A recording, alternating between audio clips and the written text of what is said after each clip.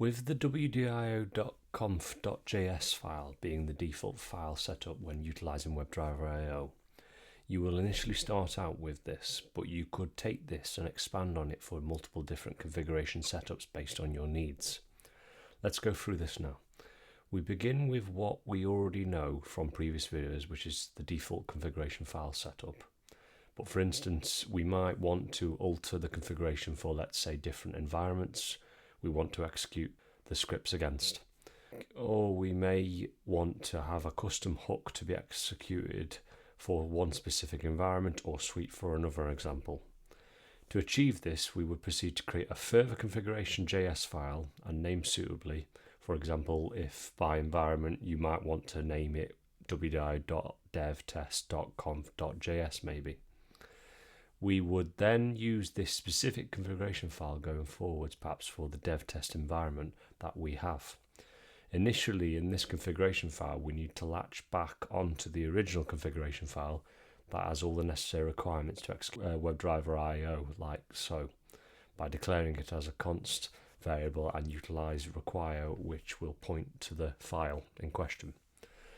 This then, as it stands with the exports.conf equals wdio.config.config line, is just running the original settings via this new configuration file.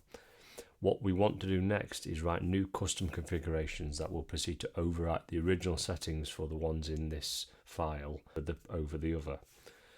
So in essence, we will have all the original settings running apart from the new ones with the same naming convention indicated in this new file here, but different values that will overwrite the precursory ones set.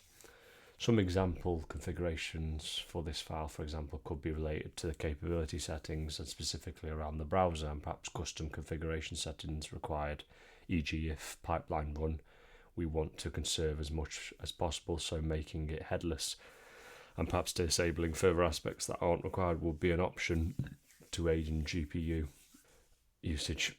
Also, output files to a certain folder maybe as another option. Also, we might want to have a custom number of instances for this environment runs and set it to 3, for example.